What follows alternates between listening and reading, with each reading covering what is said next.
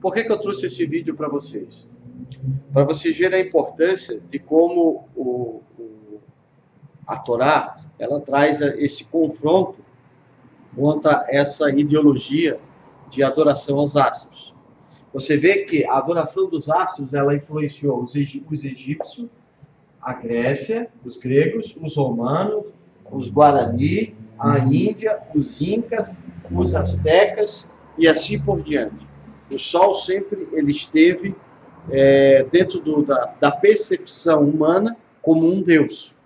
Aí quando você olha para a Bíblia e vê a Torá colocando a luz antes dos astros, você entende que o leitor estava lendo, ele sabia que aquilo ali era um confronto contra a idolatria, ou seja, a crença, a concepção de que os astros eram deuses e que tudo veio ser gerado através desses deuses. Então é de suma importância quando você lê o livro de Gênesis, você ter esse contexto histórico. Tanto é que até hoje, na Índia e em muitos países, se crê ainda que o Sol é um Deus. Tanto é os adoradores do Sol Invictus, Mitra. Por que vocês acham que no catolicismo, em cima de Jesus, tem aquele círculo em cima parecendo um sol? Para que Jesus fosse transfigurado, ficasse mais parecido com os deuses pagãos. Por isso que para Jesus ficar parecido mais com Mitra, para Jesus ficar mais parecido com o Sol Invictus. Por que foi mudada a data de 25 de dezembro para o nascimento de Cristo? Para conciliar com o nascimento de Mitra, do Sol Invictus e de vários outros considerados deuses no politeísmo que nasceram nessa mesma data. Isso foi o quê? Uma estratégia da igreja para atrair os pagãos para, na época, a igreja primitiva. Isso chama-se sincretismo. O que é sincretismo? Você pega... Sincretismo foi o que foi feito com a ceia. O que foi feito com a ceia? A ceia que Jesus ensinou era a peça. Só que a igreja pegou essa peça e ressignificou numa cerimônia que a igreja criou, que é o pão e o suco de uva. Em algumas igrejas, o vinho. É uma ressignificação da peça. Porque Jesus disse que quando eles comemorassem a peça, que é a Páscoa, eles fizessem aquele simbolismo do pão e do vinho, que fazia parte, o pão e o vinho faziam parte dos elementos da Páscoa. Então a igreja ressignificou. Então o que eles faziam? Eles ressignificaram a pessoa de Jesus, transformando a pessoa de Jesus mais parecida com os deuses politeístas, para atrair os pagãos. Só que isso fez com que a igreja se corrompesse. Por quê? Porque o paganismo, em vez de ser influenciado pela igreja, a igreja foi influenciada pelo paganismo. E aí entrou-se toda essa idolatria, né? E essa falsa reverência que tem pelos santos e assim por diante. Tá? Então a página, você está com a apostila aí, a página 24. Meus alunos esqueceram até da apostila, né? Pensa. Mas tá bom, vamos lá. Capítulo 1, verso 11, tá? 25, né? Aqui 24, 25, capítulo 1, verso 11, diz assim. Acompanhe ali na tela, ali você que não trouxe a apostila. Diz assim: E Elohim disse que a terra produz a vegetação de toda a espécie, plantas que dão sementes, árvores frutíferas, que dão fruto com semente. E assim aconteceu. E a terra produziu vegetação, plantas de todo tipo que dão sementes, e árvores de todo tipo que dão fruto como semente. E Elohim viu que isso era tov, isso era bom. E entardeceu e amanheceu o terceiro dia. E Elohim disse: haja luminares no domo dos céus para separar o dia e a noite, e sejam por sinais e para tempo determinados, para dias e anos. E sejam por luminares no domo dos céus para prover luz sobre a terra. E assim aconteceu. E Elohim fez os dois grandes luminares, o luminar maior para governar o dia e o luminar menor para governar a noite. E as estrelas. E Elohim os pôs no domo dos céus, para prover luz sobre a terra e para governar o dia e a noite, e para separar a luz e as trevas, e Elohim viu que isto era bom. E entardeceu e amanheceu o quarto dia. Tá? A narrativa do Gênesis, querido, sempre é destruir o desejo do homem querer ser Deus. Tá? Sempre. Por quê? Porque ele combate a idolatria, ele combate, querido, a idolatria aos astros, a idolatria do homem querer ser filho dos astros, porque Ra, os faraós eram tidos como filhos de Ra, filhos do sol. Para quê? Por que o homem se endeusava? Por que o homem dizia que era filho de Deus? Para quê? Para neutralizar, para estancar qualquer tipo de insurgência, qualquer tipo de rebeldia, qualquer tipo de revolta do seu povo. Ou seja, era um sistema de manipulação. Porque quem querer se revoltar contra um Deus? As pessoas, quando entravam na mente deles que os seus líderes eram deuses, eles se sentiam inferiorizados, eles se sentiam impotentes, eles se sentiam fracos de ter algum tipo de reação e aceitavam ser subjugados e de serem manipulados. Por quê?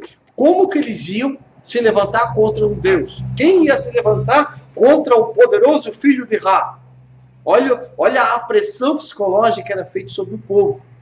E quando o escritor escreve que o ser humano seria criado à imagem e semelhança de Deus, ele está colocando toda essa ideologia por terra. Ele está colocando toda essa safadeza manipulativa por terra. Por quê? Porque ele está colocando todo o ser humano no mesmo patamar. Não existe filho de Deus melhor, maior, mais santo, mais forte, menos forte. Todos são igual perante Deus. E é isso que a Torá vinha quebrando. Porque o povo sai de Israel com essa ideologia de que as pessoas que chegam a ser um rei, porque são filhos de deuses, são feitos de outro tipo de barro, são feitos de um barro mais excelente, são feitos de uma casta, de uma elite maior. Tá? Tanto é que hoje no hinduísmo, na Índia, existe na sociedade, ela é dividida por casta. Tem pessoa que acha que nasceu para ser pobre, que nasceu para ser operário, que nasceu para ser sempre subjugado por outro que é maior que ele. Ele não consegue, ele não vive numa sociedade onde existe igualdade social. Ele vive numa sociedade dividida por casta, onde os mais ricos sempre vão dominar os mais pobres. E aquele que nasceu pobre nunca vai ser rico, e aquele que vai ser rico nunca vai ser pobre. Então, existe essa diferença de classe. E isso, quando você se depara com essa declaração de Deus, que o homem foi feito à imagem e semelhança de Deus, ele quebra com todo esse tipo de casta e diz, o mundo está aí, a terra está aí, tudo está aí, depende só de você. Todo ser humano é igual. Tá? Por isso que você vai ver também que Gênesis confronta todo tipo de adoração aos astros.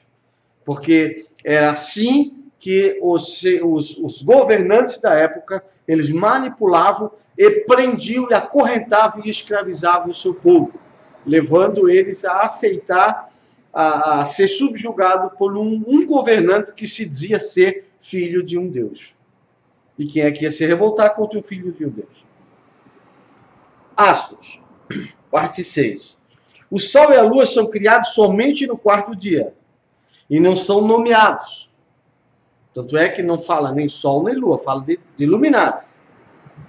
Isso já é proposital. Para quê? Para inferiorizar esses astros e não tê-los como reverenciados como eles eram como deuses. Mas referido apenas como iluminados maior, iluminados menor, pode ser uma polêmica implícita quanto à adoração a corpos astrais. Tá? Como se a gente se vê em 2 Reis 23 e 5. A vegetação aqui também, é muito importante que a vegetação aqui existe por causa de Deus e não dos astros idolatrados. Por quê? Porque a vegetação aqui, ela é criada antes do Sol e da Lua. E todos nós sabemos que a vegetação depende do Sol e da Lua. Por quê? Também feito de forma proposital, para que o povo viesse entender que o sustento do povo não depende não depende dos astros que eram idolatrados, mas sim unicamente de Deus. A semelhante, a vegetação é criada antes dos astros, novamente para dar ênfase ao fato de que eles não dependiam do poder dos astros, enquanto deuses, mas do poder de Deus, porque a vegetação não veio a existir por causa dos astros. A vegetação, o sustento, veio a existir por causa de Deus. Então nós vemos aqui duas declarações propositais que confrontam a idolatria. Tá? Ao afirmar sua criação procedendo os astros, a Torá enfatiza que a vegetação subsiste por decreto divino e não por força dos astros. Por quê? Porque as pessoas, quando estavam no Egito, eles viveram a vida inteira deles achando que a fertilidade do Egito ela era vinda do poder desses deuses, do sol, da lua, do rio Nilo. Eles achavam que toda a riqueza, toda a prosperidade do Egito era por causa dos deuses deles. E aí Deus tira eles do Egito e o escritor está dizendo, olha, povo, o nosso Deus é maior que tudo isso. O nosso Deus é maior que o sol. O nosso Deus é maior que a lua. O nosso Deus é maior que o rio Nilo. Porque toda vegetação, se existe um capinzinho nessa terra, se você qualquer capinzinho que você olha nessa terra, não é por causa do sol, não é por causa da lua, é por causa do nosso Deus. Veio a existir por causa do nosso Deus, por causa do nosso Senhor. Tremendo, né? É extraordinário isso, né? Sétimo, é para tempos determinados. O termo hebraico do qual se extrai a expressão e para tempos determinados aqui é usado ul-muadim. Alguns tentam extrair daí um decreto de que os astros teriam sido dados para as sonoridades, que são chamadas na Torá pelo mesmo termo. Aqui as pessoas às vezes tentam inverter, dizer que as festas, tá? Que o sol e a lua foram criados por causa das festas. Não, as festas foram criadas por causa das estações do ano que são procedentes do processo do sol e da lua, que dão as estações. Eles é que formam as estações. Ou seja, o afastamento e o aproximamento do sol é que cria as estações do ano. Tá? Verão, primavera, outono, inverno, são de acordo com a movimentação do sol. Quando o sol se afasta mais, inverno, quando se aproxima mais, e assim vai. Então, muitos acham que as festas foram criadas, né, que o sol e a lua foram criados por causa das festas. Isso é coisa de religioso. Não é assim. As festas foram criadas depois, por causa do efeito que o sol produz nas estações do ano. Tá? E agora você entende por que eles achavam que o sol era um deus? Por causa dessa movimentação que ele fazia, que trazia reações na Terra. Que nem a Lua. A Lua, as fases da Lua, elas têm efeito sobre a natureza. Elas têm efeito sobre as marés, elas têm efeito na pescaria. Pode ver que um pescador, ele vê as fases da Lua, ele sabe se vai dar peixe, não vai dar peixe. Porque os astros têm influência sobre a Terra. E na época, as pessoas tinham concepção das coisas por observação. Então, quando eles observavam que o Sol se movia, ou a Lua se movia de uma certa forma, e trazia alguma mudança na Terra, eles, por observação, eles começavam a detectar. Por que eles achavam que em cima do céu tinha água? Como nós vimos semana retrasada. Né, que eles falam que tem água. Isso, porque eles acham que a Terra ela tem um domo, né? Transparente, certo? E o Sol e a Lua correm em cima desse domo e as estrelas. E em cima é tudo água. Por quê? Porque eles olham para cima no céu, eles veem o céu azul. Só que eles olham para o mar e veem o mar azul também. Então eles olham para o mar e veem o mar azul. Olham para o céu e veem azul. O mar é água. Então se aqui é tudo azul é água, então lá em cima é água também. E quando chove é porque tem uma janelinha que sai água e que cai água para baixo. Tudo por observação. E faz sentido. Por que eles acham que a água, que por debaixo da terra tudo é água também? Porque quando eles cavavam um buraco, eles achavam água. Tudo por observação. Então quando você... Isso, fase... Remédio de vermes, né? Tudo. A lua, ela tem... Então, tudo isso era observável. E quando você lê a Bíblia, você tem que entender como era a mentalidade daquele povo, para você poder entender o que está escrito, senão você não vai entender. Tá?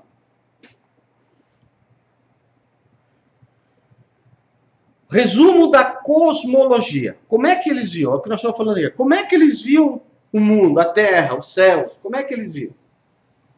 Em sua cosmologia, isto é, em seu entendimento da estrutura em diferentes partes do universo, esse relato da criação se conforma à corrente geral do Oriente Médio, a desolação aquática, tá? Ou seja, que o mundo era um caos, só havia águas, certo?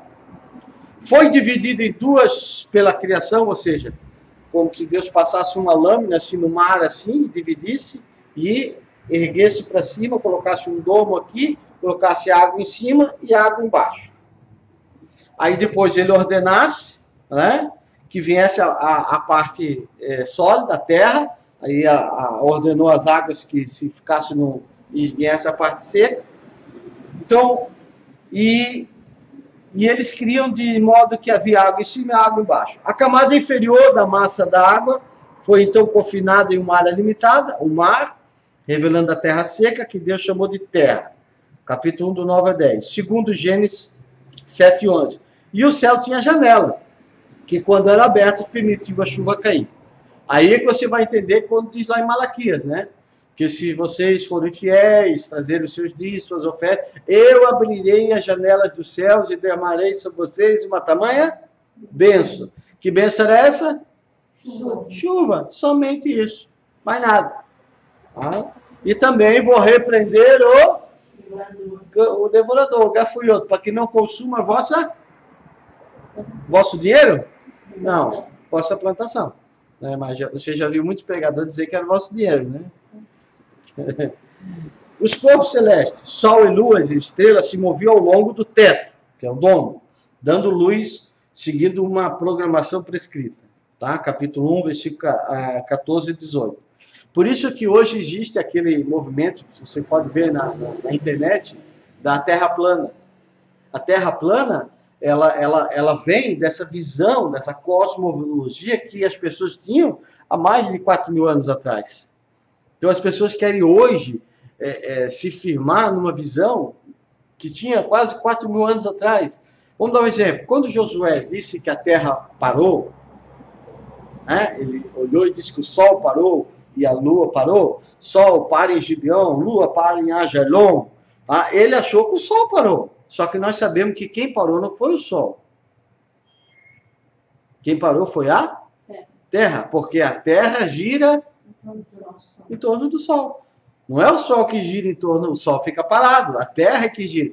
Mas por que ele escreveu? Ele escreveu segundo o que ele viu.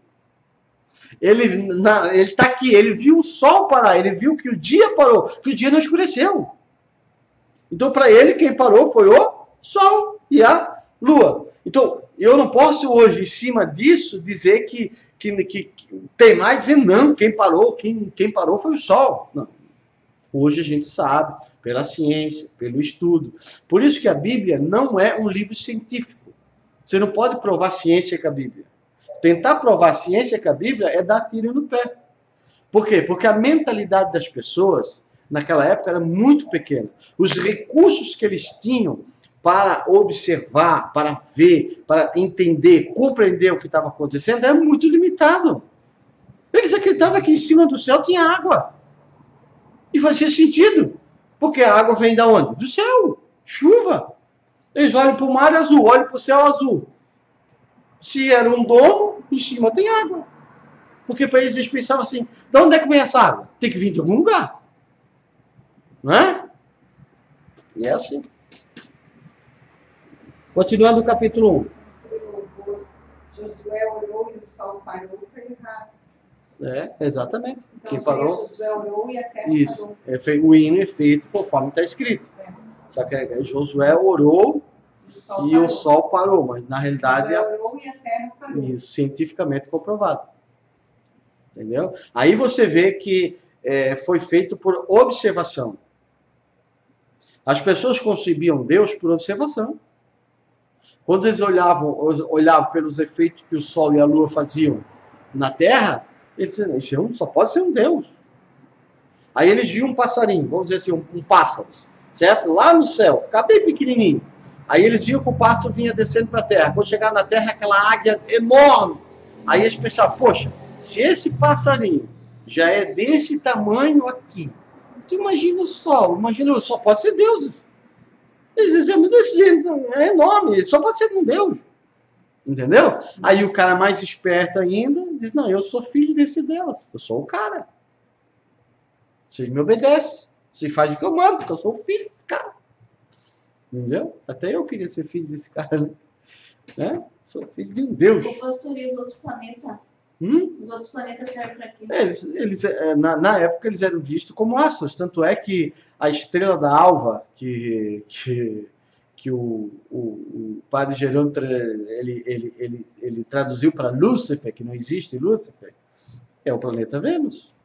Só que para eles era uma estrela, porque brilha. E é a primeira estrela que aparece de manhã.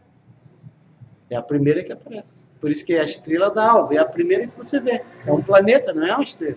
Hoje nós sabemos que é um planeta, mas na época o escritor escreveu estrela da alva. Porque ele não sabia que era um planeta. Ele sabia que era estrela. Pode ter vida nesses planetas ou não? Até hoje, nada comprova. Se nada comprova até hoje, é pura a teoria de conspiração, a teoria do oculto, ocultismo.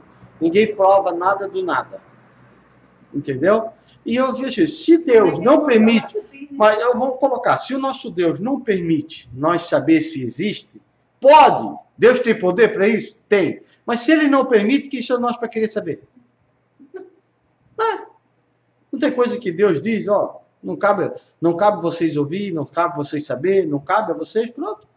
Os discípulos queriam saber quando que ia acontecer as coisas. Eles disseram, isso não cabe a vocês. Não cabe a vocês é obedecer e pronto. Me seguir, pronto, não. Isso é a coisa que só pertence ao Pai, é Ele e deu. Então tem coisas que não adianta a gente ficar debatendo e coisas. Alguns vão perguntar, vamos dar um exemplo, o dilúvio, ele foi total ou foi parcial? Ele existiu? Não existiu? Aí, uma vez nós estávamos numa sala de aula, e uma discussão aqui, discussão ali, discussão outra. Aí teve um inteligente que disse assim, sabe o que é? Por que nós estamos discutindo aqui? Por que nós não pelejamos para ir para o céu? Lá nós conversamos com o Noé e perguntamos para ele. Pronto. É mais fácil isso, porque nós vamos ficar discutindo, ninguém vai fazer nada com nada. Vamos pelejar para nós ir para o céu, chega lá, a gente bate um papo com o Noé e pergunta para ele. Se foi ou não foi, ele sabe. Ele estava lá. Vamos ver lá. Aqui tem algo interessante também. Ó. E Elohim disse que as águas produzem multidões de seres vivos e voadores que pairem acima da terra, sobre a face do dome dos céus. E Elohim criou as grandes criaturas aquáticas e todo tipo de ser vivo que rasteja, que as águas produziram em multidão, e todo tipo de voador alado. Por que eu botei voador aqui? Por que eu não botei ave? Você vai entender por quê. Existe uma diferença entre ave e voador. E uma diferença muito grande. E Elohim viu que isso era bom. Elohim os abençoou, dizendo, frutificai e multiplicai e enchei os corpos d'água, e que os voadores se multipliquem na terra. Qual é a diferença entre voadores e peixes?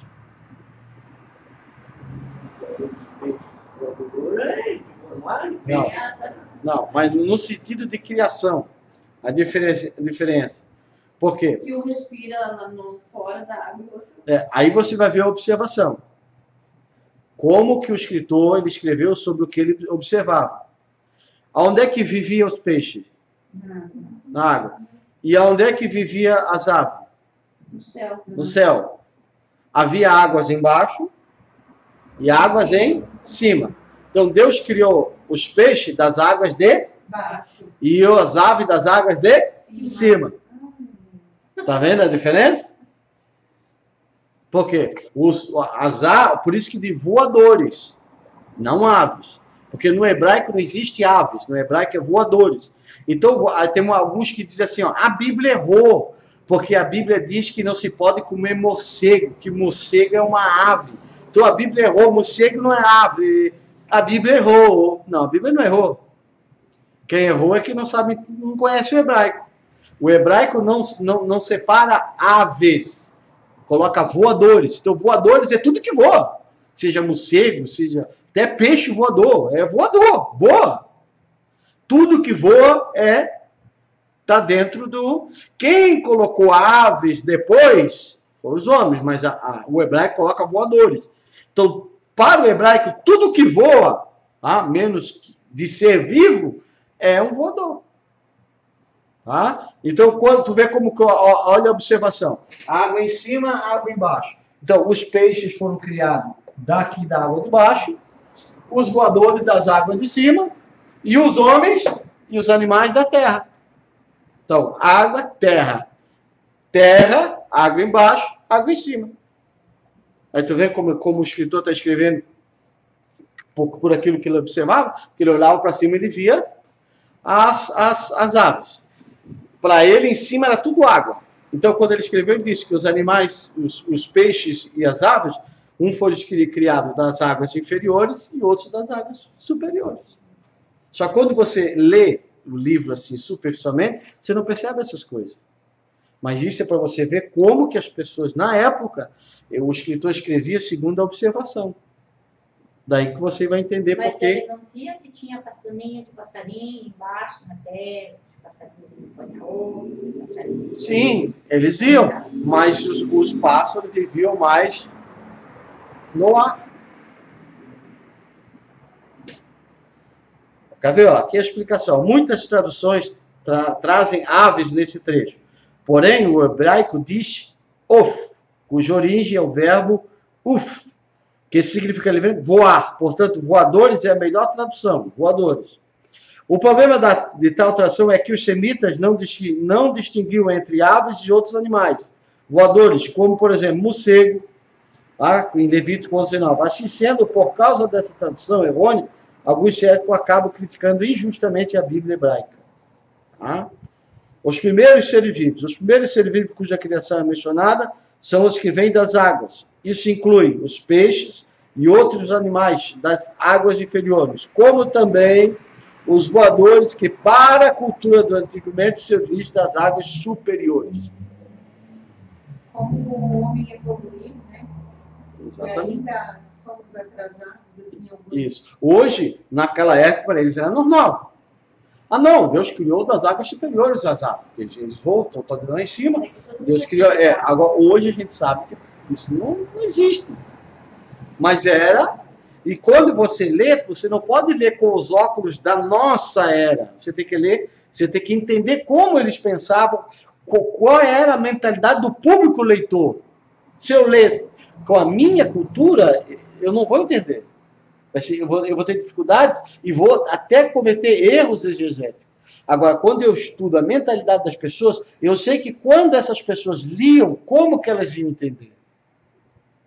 E aí fica fácil de você compreender o texto. Tá? As grandes criaturas aquáticas. Conforme já mencionamos anteriormente, no Antigo Oriente Médio, as grandes criaturas aquáticas, monstros, por assim dizer, eram tidas como seres primordiais que antecederam a criação. Ou seja, na cultura babilônica, nós estamos dentro de um ventre de um grande dragão. Que a terra, os seres humanos, tudo que foi criado foi um deus, Marduk, que desventrilhou Tiamat, e de Tiamat criou os céus e a terra. Então nós estamos dentro de um ventre de um grande dragão. A terra é um grande dragão e nós estamos dentro desse ventre. Que foi desventilhado por um deus chamado Marduk. Entendeu? É assim que eles entendiam, eles pensavam. Então, a Torá vem consertar isso. Tá? Vem mostrar que nós não viemos de um dragão que foi desventilhado. Nós viemos de uma terra caótica. E Deus começou a criar a partir das águas primordiais, e não de um monstro primordial. Em alguns casos, como o mito de Tiamat, o universo conhecido teria surgido a partir da morte desses grandes criaturas marinhas. Tá? No relato de Gênesis, toda grande criatura marinha resulta exclusivamente do ato criativo do Eterno, e não tendo qualquer participação na criação em si. Ou seja, que todas as criaturas enormes, grandes, aquáticas que existem, foi Deus que criou. E não Deus criou a Terra a partir de um ser aquático. Vamos colocar uma grande baleia. Não. Deus criou todos os seres aquáticos, sejam os grandes, os maiores que existem, como o que diz que é o cachalote, né? É o maior que a baleia, né? E tais criaturas são propositalmente mencionadas, por último, como combate às crenças politeístas. Tá? Combater a idolatria. Por isso é tão difícil entender, né? Às vezes tu quer entender um texto, não tem... Né? Por isso que você precisa estudar a exegese, a hermenêutica e a homilética. Exegese, tá? É a interpretação do texto, com o seu contexto. Tá? A hermenêutica é o estudo do texto, a exegese do contexto. E a homilética é a capacidade de explanar o que você estudou. É a homilia, é a capacidade de você falar, de você pregar, de você desenvolver, de você explanar. É a oratória. Agora, a exegese é a ciência que estuda o contexto. A hermenêutica estuda o texto. Por isso que as duas caminham junto. Todo texto ele tem um contexto. E eu não posso tirar um versículo isolado, tá, de um texto sem o contexto. Que daí eu estarei... Vamos dar um exemplo. Um texto para que é usado muito fora de contexto.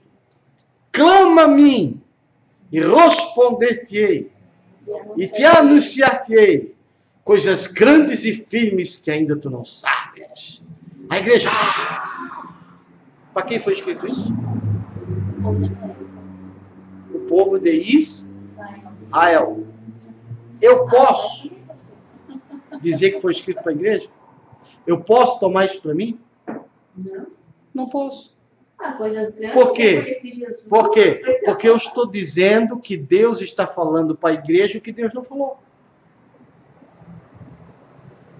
O escritor está escrevendo o povo de isso. Não, tu pode fazer uma adaptação. Aí você tem que explicar. Deus escreveu para o povo de Israel. Essa promessa é para o povo de Israel. Quando você ora e diz assim, Deus, eu oro, tu prometeu que se nós clamasse, tu ia responder, tu ia anunciar coisas firmes que eu não sabe, daí Deus está lá no céu e diz, meu filho, eu nunca falei isso para ti. Aí Deus vai perguntar, quando que eu falei isso para ti? Não, está escrito na Bíblia. Não, está escrito na Bíblia, mas para quem que eu escrevi? Para quem que eu disse isso? Para o povo de Israel. Você é israelita? Você nasceu em Israel? Não. Então não fique me cobrando isso. Mas é que agora, as pessoas, pastor, elas têm um sistema, aprender isso, que elas dobram o joelho, elas oram e a pessoa abre a Bíblia. E daí geralmente cai nesses versículos. Mas isso é a coisa então, mais... Mas isso é uma coisa que não existe. Teve um que foi fazer isso, abriu, disse assim, vai, pega a corda e te enforca. Aí eu vou lá me enforcar porque Deus falou? Por causa que é um sistema que foi aprendido dele. Através das palavras, acho que... É que nem a igreja do véu também. Eles abrem, às vezes num lugar e lê, né? E lê que tá. Aí de um dia abriram e caiu na parte bem no meio da Bíblia, aquela parte branca. Aí ninguém leu nada. Deus não queria falar. Também existe. Isso é uma coisa que não... Isso são crendices. A pessoa acredita, tudo bem, é fé, mas não é lógica, não é racional. Racional é eu estudar o texto e ver para quem Deus escreveu e fazer tipo uma adaptação. Aí eu chegar e dizer, irmãos, Deus certa vez disse para o povo de Israel, clama-me e responder, e Deus ia responder para o povo de Israel. Então, irmãos, talvez se nós fazer o mesmo, quem sabe Deus nos responda. Agora, eu não posso simplesmente dizer, Deus está falando com você, diretamente. Porque daí eu estou mentindo. Eu não estou falando a verdade. Entendeu? A irmã leu um texto essa semana, Ezequiel 37. Ezequiel 37 é uma profecia, que é para o povo de Israel. Ela é exclusiva para o povo de Israel. Mas eu vi que nós temos hoje. Sim, aí que entra o povo. Aí o que a irmã tem que fazer? A irmã diz assim, irmãos, aqui nós temos uma profecia da restauração de Israel. Ezequiel 37, o povo de Israel estava disperso. Os esqueletos estão tudo fora do corpo. Corpo é Israel. Estava tudo esquartejado, tudo, a cabeça para lá, tudo para lá. Ele diz, profetiza. E o esqueleto se ajuntou. Isso quer dizer o quê? Israel estava dispersa. Em 1945, eles voltaram para Israel. Começou a se cumprir Ezequiel 37. Aí os ossos se juntaram. O povo de Israel voltou para Israel e se tornou um corpo. Aí o que Deus fez? Deus disse que ele ia colocar nervo. O que aconteceu com Israel? Se tornou uma potência. Nervo fala de força. Músculo, nervo. Certo? Se cumpriu. Israel hoje é uma potência. E depois eu vou colocar pele. Hoje Israel, eles têm os kibbutz, eles têm a vegetação deles, a plantação deles, dá show na nossa. E nós temos muita terra. Eles são um deserto. Quando cria pele, quer dizer, parte verde. Hoje tu vai em Israel, tu vê coisa verde, aquilo era um deserto, não tinha nada. Hoje tu vai lá, tu vê os kibbutz, tu vê planta, tu vê verde, tu vê floresta, tu vê tudo. Criou pele. A única coisa que falta para cumprir de Ezequiel 37 é o Espírito. Soprar o Espírito. Que Israel venha ter o avivamento. Que receba o Espírito de Yeshua. Receba Jesus. Receba o Espírito de Deus. Entendeu? Então a irmã pegar esse texto, a irmã tem que trazer essa explanação. E aí dizer, ó, da mesma forma que Deus fez com Israel, Ele pode fazer com nós. Ele pode nos fortalecer. Às vezes nós estamos esbagaçados, esquartejados. Estamos que nem esses esqueletos para lá. Aí sim, aí você começa a pegar em cima disso ali. Agora, você pegar o versículo e jogar direto na igreja sem explicar para quem foi... Na verdade, o povo, ele vai entender da maneira que eles já aprenderam isso, entendeu? Isso, exatamente. Mas agora, se você explanar... E daí, então, para você ir até nessa parte que o senhor está indo, eles têm que estar preparados. Não, mas tu não viu com a rapidez que eu falei? Mas tu não viu com a rapidez que eu falei? Para eles entenderem, eles vão ter que ficar aqui sentados e escutar. Não, ó, eu levei... Olha aqui, ó, eu levei 5 minutos para explanar isso aí. Para explicar... Eu levei 5 minutos. Era o Israel. Você levou 5 minutos para explicar para nós. Mas isso não quer dizer que nós entendemos o que o senhor quer falar. Não entenderam ainda? Não. Entendemos, mas a igreja... Então, aí eu... Isso. Aí nós porque... estamos falando de igreja. Isso. Agora eu estou falando... Isso. Não, eu sei. Mas quando a pastora veio aqui e falou, ela em 5 minutos ela podia ter explanado tudo. E ela teve os 5 minutos. Mas é o que o Dorlan está falando. Que ele não... É que daí a gente fala conforme eles vão entender, pastor. Isso, Mas mas... chamar eles para vir para o culto, para uma campanha, entendeu? Isso que é uma campanha. Chamar as pessoas para vir, para elas irem conhecer a palavra. Mas, exatamente. Mas como eu falei, se você levar 5 minutos e explicasse isso, e disser assim, ó, da mesma forma que Deus fez com Israel, a igreja entendeu. É que vocês nunca foram acostumados a ensinar assim. Não fomos. Entendeu? Mas essa é a maneira correta de ensinar. Aí agora vocês têm que escolher ensinar o correto ou continuar o errado. Pregação. Não é pregação. Ela não pregou. Eu estou falando de tudo. Você trazer uma palavra. Tipo assim, ó, quando você for falar sobre responder-te-ei e anunciar-te-ei, você tem que explicar para a igreja. Você vai fazer isso. Isso é uma palavra, não é uma pregação. Você está dando uma palavra. Seus irmãos, Deus falou com o povo de Israel, dizendo que o povo estava numa situação difícil, que se eles clamassem, Deus ia ouvir.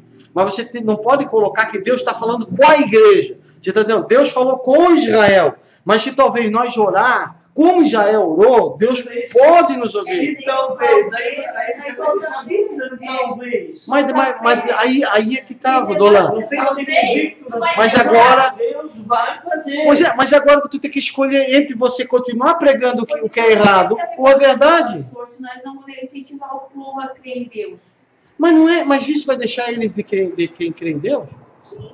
Por quê? Porque tu vai estar dizendo assim, ó, Vai ter se incentivando você eles. curar, se você acreditar, você vai ser curado. Se você não acreditar, Aumentar você a não fé, vai porque sem fé é impossível agradar a Deus. Tá, mas dizer para eles que Ó, Deus talvez- falou isso para Israel, e se o Dias ele descobrir e vir cobrar de você?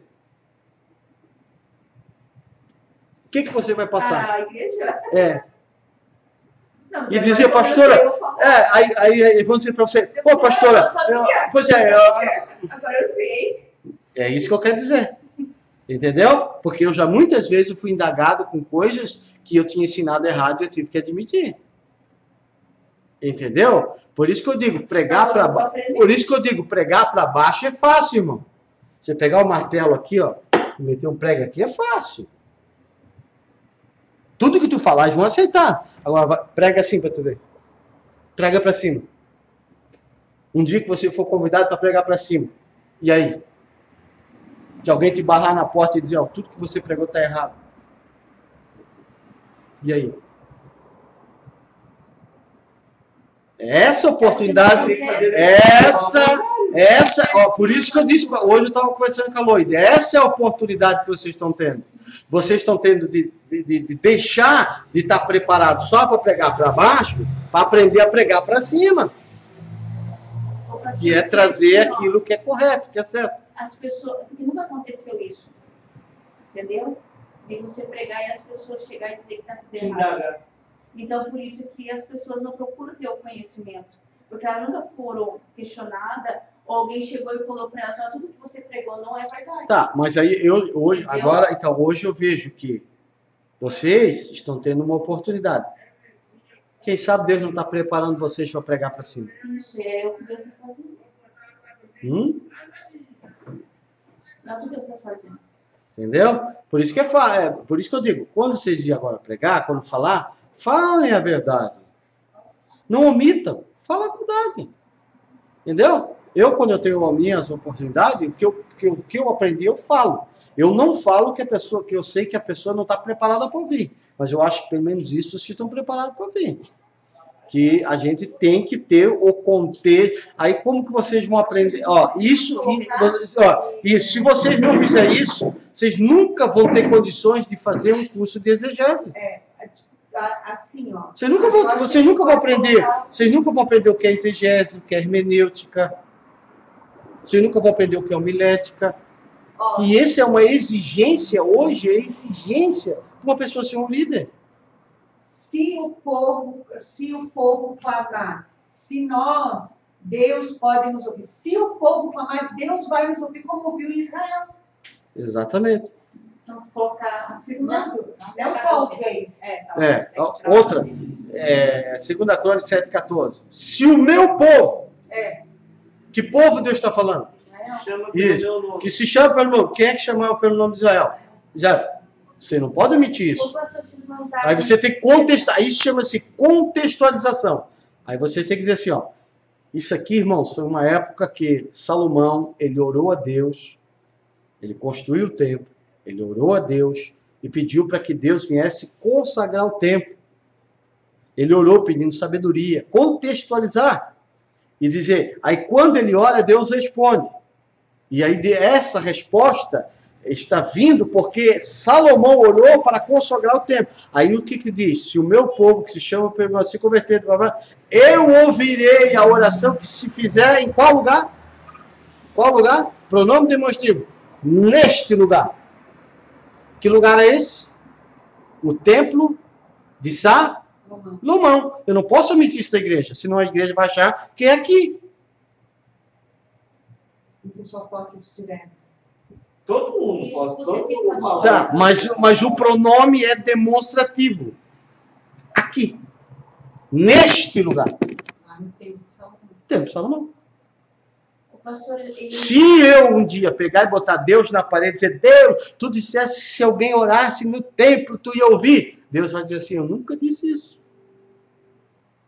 Deus vai dizer isso para ti. Eu nunca disse isso. Eu disse para um povo, eu disse para um templo, entendeu? Esse é o problema. Nós mentimos. Nós mentimos. Ó, escuta o que eu vou dizer. Nós mentimos para o povo. É que daí a gente não sabia, de agora Aí, isso. Aí o que você tem que fazer? Você daí tem que falar, contextualizar e jogar lá para o Novo Testamento e dizer lá. Aí você vai lá para o Novo Testamento e aí você vai dizer, quando Jesus disse assim, ó, tudo que pedindes em meu nome, crendo, recebereis. Mas esse tudo ainda tem reserva. Aí nós estamos contextualizando para a igreja. Aí você faz a adaptação. Entendeu? Aqui Deus está falando com o povo de Israel no templo de Salomão. Por isso que quando muitas vezes, por que o povo foi enganado por anos e anos sobre Malaquias 3? Trazei todos os dízimos à casa do tesouro. Pergunto, qual casa era? Era essa aqui, essa igreja aqui? Não. É a Assembleia de Deus? É a Assembleia de Deus, a Brasil para Cristo? Era a Deus e Amor? Era a Universal? Era a igreja do Chapelão lá? Da Igreja da Graça? Mas eles se referem que é essa aqui. Mas não é, estão mentindo. Se referem que é a- Mas não é a é. igreja de hoje. Mas não é. Esse é o problema. Hoje a igreja está descobrindo que não é. Por que o judeu não dá dízimo? Porque foi Não existe o templo para entregar. Por que o judeu não dá dízimo? Porque não existe sacrifício, não existe sacerdote, não existe templo. Se não existe sacerdote, não existe templo, não existe sacrifício, o que sobrou para eles do dízimo? O pobre, a viúva e o órfão. Aí eles ajudam. Aí eles ajudam. Ah, não é. Entendeu? E sabe, agora eu vou ser duro com vocês. Por causa de pessoas que estão pensando como vocês, que a igreja sofreu todos esses anos. É porque nós somos- Porque não falava a verdade. 100% do povo pensa da Não dessa pensa maneira. mais. Não pensa mais, dona. Mudaram. Não pensa mais. Pastor, mas discutiu. Hoje os pastores que têm um pouquinho de teologia, eles têm vergonha. Eles não abrem mais Malaquias. De tanta vergonha que eles têm de ter mentido, de dizer que devorador é demônio, que tinha que trazer o dízimo na casa do Por que eles tesouro. não saem fora do dízimo, então? Hã? E por que não saem fora do dízimo? Mas hoje, a maioria das igrejas, eles estão pregando o Novo Testamento. E eles estão dizendo que é para trazer o dízimo de forma voluntária, sem pesar, não por obrigação, não pela lei da imposição, mas pela lei do amor. Hoje os pastores não têm mais coragem de dizer, ó irmão, se você não trazer o dízimo, o devorador vai fazer você gastar na farmácia, você vai rasgar a caça, você vai perder isso, você vai perder aquilo. Eles não têm mais coragem, porque isso não tem mais efeito. Por quê? Porque as pessoas começaram, com o advento da internet, Dolan, as pessoas começaram a aprender, a ouvir e entender e saber que Malaquias, e outra, quem roubava os dízimos em Malaquias nem era o povo, era o sacerdote. Se tinha alguém lá, algum ladrão que poderia pregar Malaquias, era para os pastores. Esses sim roubaram. Porque ali quem rouba é o sacerdote, não é o povo. Os sacerdotes que estavam roubando. Como hoje ainda é assim. E, Quem que então, rouba? Não é o povo, por é o isso, sacerdote que por rouba. isso que eu digo, você tem que ler a Bíblia como ela é. Entendeu? E outra, quando você pega o capítulo 9 de 2 Coríntios, que Paulo fala sobre oferta, contribuição, para que tu acha que era para aquelas ofertas? Para pagar salário? Não, Para construir templo? não. Para que eram aquelas ofertas? Vai ficar o povo? Sustentar os pobres. Isso. De Corinto era para quê? Foi feita, Paulo ficou responsável por uma grande oferta, porque um profeta lá em Atos, Ágapo, profetizou que havia uma grande fome na igreja de Jerusalém, uma grande fome em Jerusalém. E houve essa fome. Então o que Paulo? Paulo ficou responsável de passar em todas as igrejas, recolhendo as ofertas, para mandar para os irmãos de Jerusalém que estavam com fome. Não era dinheiro só, era dinheiro, era roupa, era donativo, era tudo. Tinha esse fim. Isso é o contexto. Quando eu vou falar sobre oferta, eu falo desse contexto. Entendeu? Porque se eu não falo, essa semana eu estava no WhatsApp, o cara usou esse versículo para defender dízimos. Eu disse, Senhor, o senhor é louco. Eu digo, o senhor é doido. Não sabe. Eu digo, o senhor não sabe que essas ofertas eram para os pobres de Jerusalém? Que Paulo, onde é que você encontra a palavra dízimo na boca de Paulo? Paulo está falando de oferta. Entendeu? Não estou dizendo que não é bom dizimar. Dizime, oferte, 100%, 90%, 30%, 40%, o que você quiser. Mas seja consciente, seja na verdade, seja com aquilo que é certo, dona. Entendeu? Eu tenho que parar de indudibriar a igreja. Porque a pessoa está acreditando numa promessa que é para ele, sendo que não é. E nem eu posso cobrar de Deus que Deus cumpra algo que ele não prometeu. Eu posso orar assim, Senhor, responde para ele, Senhor, porque tudo está escrito na Bíblia, porque está tudo dissesse, lá em Jeremias 33:3, eu posso fazer isso? Eu estou sendo hipócrita se eu fazer isso, porque eu estou mentindo. Eu estou mentindo primeiro para mim, segundo eu estou mentindo para Deus, terceiro eu estou mentindo para a igreja. Agora eu tenho que ensinar para a igreja que foi uma promessa para Israel, que Deus prometeu responder para Israel, e se eu fazer como Israel, eu tenho a possibilidade de Deus me responder. Agora eu posso ir lá para o capítulo 15, onde Jesus disse, tudo que pedides em meu nome, crendo, recebereis. Aí eu estou fazendo uma promessa que Jesus fez aos discípulos e a nós. Eu não posso pegar uma promessa que não é para mim e empurrar na goela da igreja. Não posso. Por isso eu tenho que fazer a adaptação. Eu tenho que contextualizar e aí mostrar. Quando eu preguei na campanha da irmã, eu falei sobre o poder da oração intercessória. Então eu peguei várias intercessões que foram feitas na história e que Deus respondeu. E cheguei lá no Novo Testamento também. Que contextualizei para a igreja. Que Deus respondeu assim para esse, respondeu assim para esse. Que nem eu falei sobre Neemias. Neemias, o homem que superou o poder das palavras. Eu vou dizer assim, eu estou usando o exemplo de Neemias, que superou o poder das palavras. Eu não estou trazendo nenhuma promessa de Deus que foi feita para Neemias para a igreja. Entendeu? Então, tem coisas na Bíblia que foi que nem Paulo. Paulo disse assim, ó, que nós temos que olhar para Israel e seguir, olhar para os erros deles para não cometer os mesmos erros. Mas eu não posso pegar uma promessa que é para Israel e eu querer colocar para mim. Agora vamos dar um exemplo. Hoje, agora com a mentalidade que vocês têm. Você pode pegar e dizer assim, ó, porque abrir Malaquias 3 e dizer assim, ó, porque eu vou abrir a janela do céu e derramarei sobre vós uma tamanha abastança e repreenderei o devorador e dizer que essa promessa é para a igreja? Eu estou sendo sincero?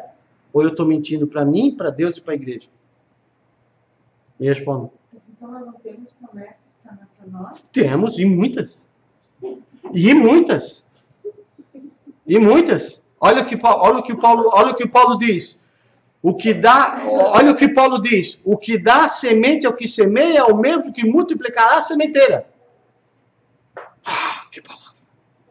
Agora tu tem que descobrir qual é a semente. A semente é o que eu estou me doando para Deus, para fazer uma vontade do Pai. Sabe o que é a semente? É a tua justiça, é o teu amor, é a tua solidariedade. Só que quando as pessoas vão pegar fora do contexto, porque está dentro do contexto de Corinto lá, da oferta para Jerusalém. A semente é o amor que eles tiveram, a solidariedade que eles tiveram com quem estava necessitado.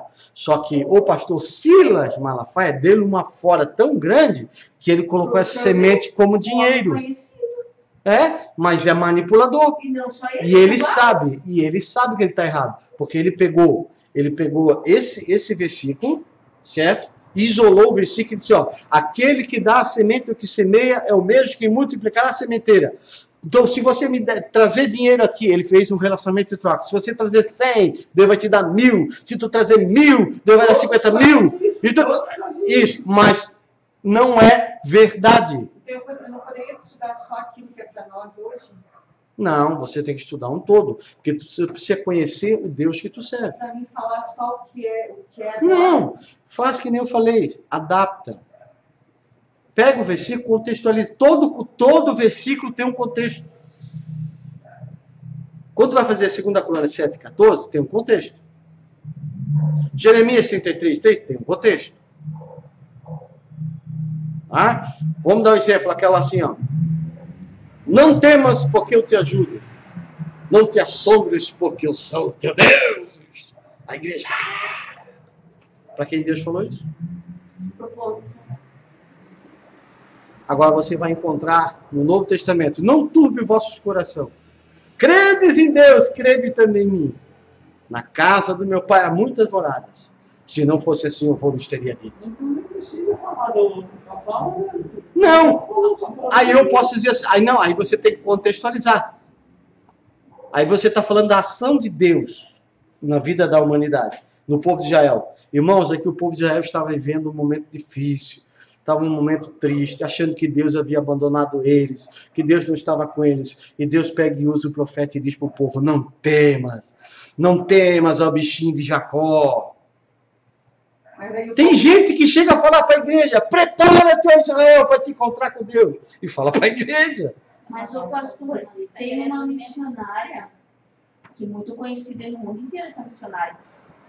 Ela pegou, eu abri no Instagram, eu quase não entro no Instagram, mas esse dia eu entrei, deparei com a pregação dela. Ela falou assim, porque tem pastores aí que estão falando que Jesus não vai voltar, porque Jesus já voltou naquele tempo, tal. Ela começou a falar, vocês estão tudo mentindo, é para você desacreditar em Deus. Ela bate nisso. Desacreditar em Deus? E na área que prega no mundo inteiro. Para desacreditar em Deus? Sim. Ela falou isso? É para vocês desacreditar em Deus, é para vocês saírem da presença de Deus bem assim, Então, mas que missionária é essa? Eu vou mandar um vídeo pra vocês. Mas ela serve o que? A seita de Satanás? Ela é mulher que anda com o cabelo até assim, saião. Então ela apostatou, é uma aposta? Aí ela apostatou da fé. Eu sei que é um vídeo curto que ela colocou lá. Não, mas daí isso aí ela está apostatando da fé. Ela não crê mais em Yeshua. Aí ela não. Ela fala que Jesus vai voltar assim. Ela está falando que vai arrebatar a igreja. Vai haver arrebatamento. Vai ter arrebatamento. Ela está falando que os pastores estão falando que não vai ter arrebatamento, que já teve arrebatamento, porque os pastores querem tirar as pessoas dos cadeiros, de acreditar. No foco. Não. Se for perguntar para uma mulher dessa, é só fazer uma pergunta. Aonde que Jesus ensinou sobre arrebatamento? E aí eu queria ver ela me responder. Aí eu ia perguntar, você acredita mais em Jesus ou em Paulo? Duas perguntas eu ia perguntar para ela. Ela ia ficar sem resposta. Por quê? Porque Jesus nunca pregou sobre arrebatamento. Nunca. É uma doutrina paulina. Entendeu? Mas ela crê em arrebatamento, não dá direito dela acusar quem não crê. Porque dentro do protestantismo você tem o pré-tribulacionista, o pós-tribulacionista, o amilenista. O filho da irmã é amilenista.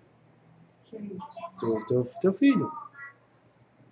Para ele, o milênio já é. A Igreja Batista é assim, é a doutrina. Então, se nós formos ver isso, existem várias. Tem gente que acha que o arrebatamento já aconteceu, outras que vai acontecer antes da grande tribulação, depois da grande tribulação, durante a tribulação, no início do milênio, depois do milênio.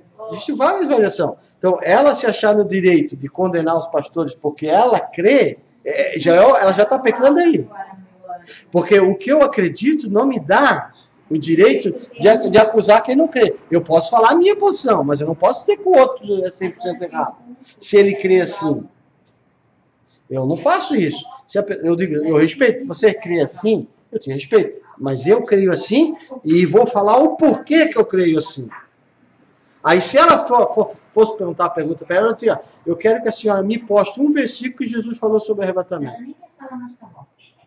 Porque eu sei que os versículos que ela vai vir são todos versículos manipulados, que é fácil de refutar. Entendeu? A mesma coisa que eu perguntar para uma pessoa, por que você crê que o arrebatamento vai acontecer antes da grande tribulação? Vamos dar um exemplo. Tá, o arrebatamento vai acontecer antes da grande tribulação. Tá, mas vocês não pregam que a igreja vai ser arrebatada antes do anticristo vir? Sim, mas lá em Tessalonicenses, Paulo disse que o arrebatamento só iria acontecer, a vinda de Cristo só ia acontecer depois que aparecesse o filho da perdição. Então quem está errado? Dá licença. O Chaco está pagando a luz. Ah, mas está falando comigo ou com ele? Mandando ele parar de pagar a luz. Ah, então, aí eu te pergunto. Vai aparecer o anticristo primeiro? Para a igreja ser arrebatada ou a igreja ser arrebatada antes? Então, existem várias diferenças. Entendeu? O que você tem que fazer é o seguinte, é que nem eu faço. Eu pego... O apóstolo Paulo ele relata isso. Na Bíblia hebraica e no grego está assim. Não, só no grego.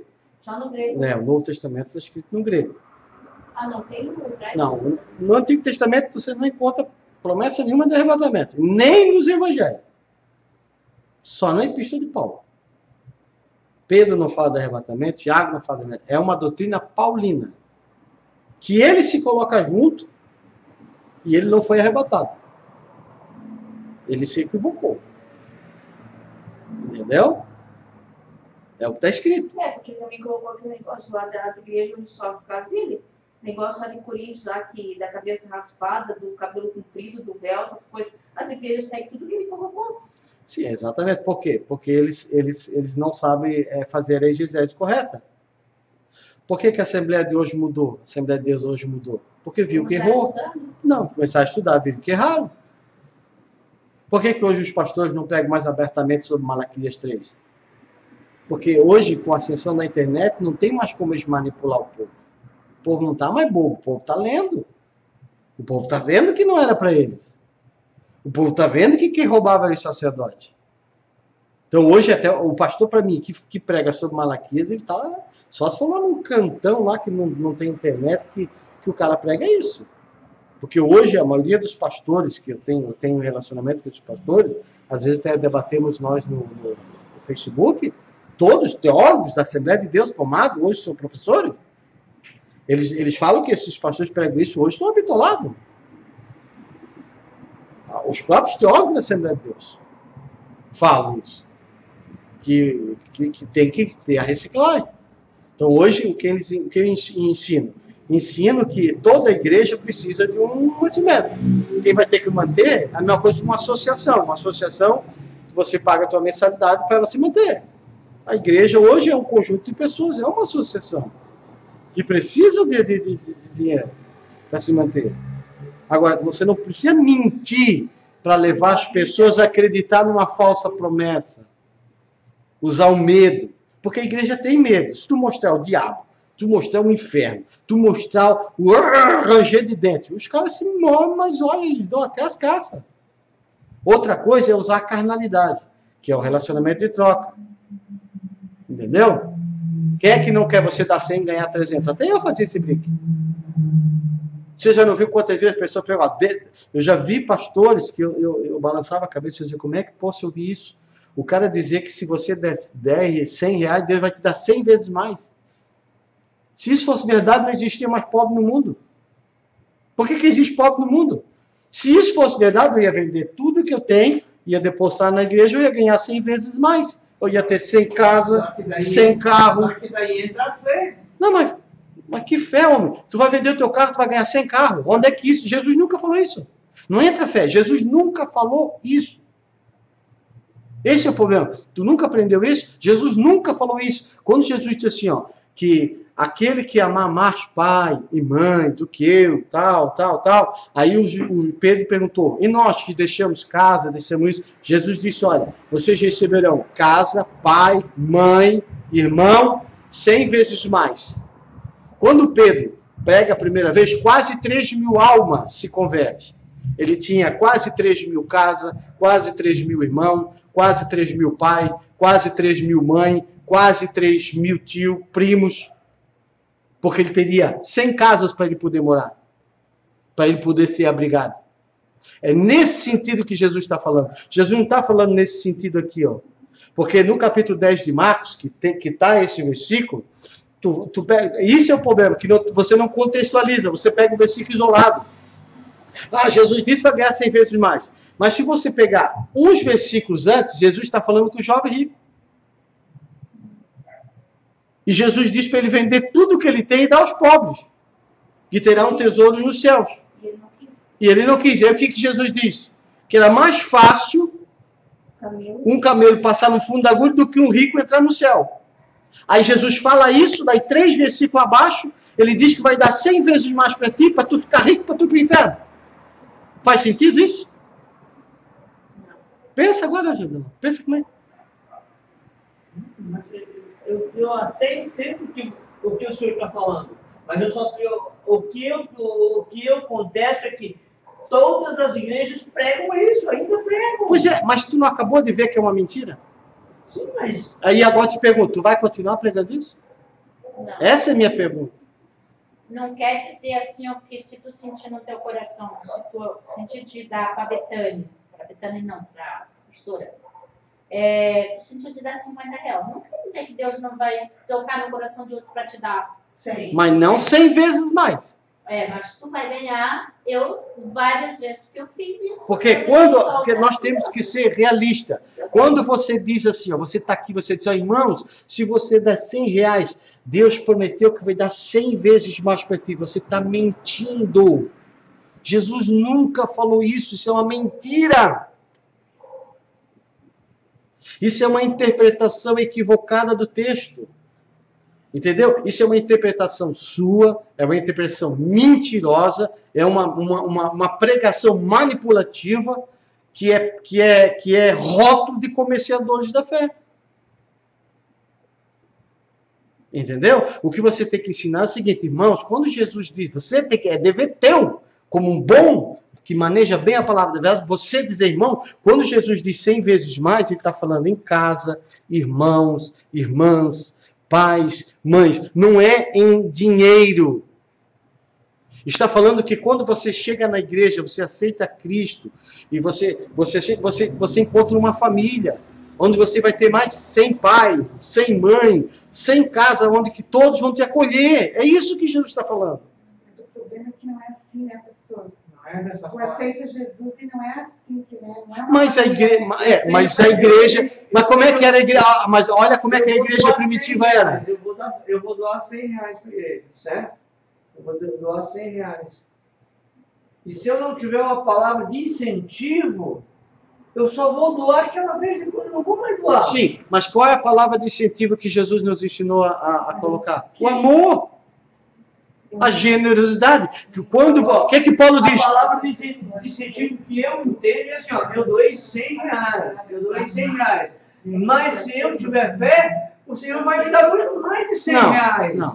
Se você doar, olha aqui, ó, Paulo diz assim, se você doar 100 reais com voluntariedade, com generosidade, com amor, sem pesar no coração, sem ser coagido, aí vai ter valor a tua fé. Agora, se tu der, olha aqui, ó, se eu falar para ti que Deus vai te dar 100 vezes mais, e tu dá 100 reais pensando nisso, você não é nem crente. Não, aí eu tô entendendo. Porque a Bíblia mesmo ensina, né? Se a gente tiver algo contra o nosso irmão, e for ofertar, primeiro vai lá e conserta o irmão, para depois ofertar para Deus. E se pensa, não, Deus não vai ser.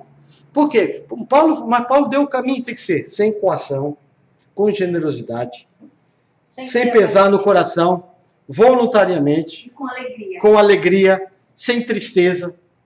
Entendeu? Agora, se eu estou num culto que eu vejo uma pessoa pregar que Jesus vai dar 100 vezes mais e fazer uma fila para vir ofertar, eu não acredito naquela oferta. Porque a pessoa foi motivada, coagida a ofertar de forma errada. A igreja recebe, o pregador vai receber, mas Deus não recebe. Não vai dar sentido. Porque o valor de uma oferta não está O valor de uma oferta não está, querido, no monetário. O valor de uma oferta está na atitude do coração. Por isso que Jesus olhou todo mundo dando a maior oferta no templo, e Jesus disse, a maior oferta foi de uma viúva pobre. Por quê? Por causa disso aqui? Por causa disso aqui. Pois é, mas talvez as pessoas, mesmo ele coagindo, talvez as pessoas talvez não, elas não sabem. Por que Deus não vai receber a oferta dele? Pois é, mas aí, Dorlan, que nós que conhecemos a verdade, temos que ter pena dessas pessoas e ensinar a verdade para elas. É isso que eu quero te dizer. Que quando tu pregar, tu tem que pregar a verdade para eles. Se tu é um cara que pregava 100 vezes mais, não prega mais, que está errado. Você aprendeu hoje que está errado, não é assim. Pega que nem Paulo. Paulo diz, ó, com amor, com generosidade. Se eu vim aqui pregar e dizer que o devorador vai entrar na sua vida financeira, vai destruir tudo, e você ofertar, você não está ofertando por amor. Você está ofertando por medo. Não está por medo? E o que Paulo diz? Que a oferta tem que ser sem coar. O que é ser coagido? Ser manipulado. Ser manipulado. Ser obrigado a fazer o que você não quer fazer. Muitas pessoas ofertam coagido, por força, por medo, por coação. Paulo diz, não, tem que ser com amor, com gratidão, com voluntariedade, sem medo de botar a mão na carteira, não ter pesar no coração, com alegria, ali ó, com amor, entendeu? Isso, com amor, não, e se sentindo alegre por ter ajudado, entendeu? É isso. Esse sempre foi o meu sonho. Por isso que eu saí daquele sistema podre. Como é que tu fez a oferta do teu filho hoje? Com pesar no coração? Não. Então, a mesma coisa. E eu acho que Deus vai me recompensar por isso. E é isso que eu tenho para te dizer. Deus vai te dar tudo de volta. Exatamente. Mas porque isso. Mas se você tiver, olha aqui, ó. Mas se um juiz tivesse dado uma ordem para ti e dito assim, ó, você tem que ir lá cuidar do teu filho porque é teu filho, tu ia fazer por obrigação. Ia ter valor? Não. É isso que eu quero dizer, dona. É nesse ponto que eu quero chegar. Entendeu? E nós não podemos usar a Bíblia de forma manipulativa. Fale a verdade. Todo texto tem um contexto. Fale o contexto. Mas só falar a verdade já que é com amor, que é com gratidão, que é com alegria. Não, sim, mas mas o ponto que eu quero dizer, que é o que eu falei para a irmã, é de nós pegar versículos isolados sem o contexto. E eu faço isso bastante. Se você pode estar tirando o versículo do contexto. Foi o que Silas Malafaia fez.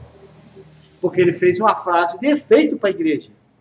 Aquele que dá a semente ao que semeia. Deus deu a semente para você. Está aí dentro do seu bolso. E se você semear, Ele mesmo multiplicará a sementeira. Glória a Deus, aleluia! E não pode ter aquele um ali ingênuo que não sabe ali no meio. Mas e o que eu estou falando até agora? Quem é que eu estou falando que é o culpado até agora? O povo? Pastor. Então, Não ensinou. Mas eu vejo pessoas que parecem ser pessoas sábias, inteligentes, que ouvem esse tipo de pregação ainda e dão crédito. E acredita. Sabe que o Benjamin fazia isso e o Benjamin parou e ele foi questionado por parar?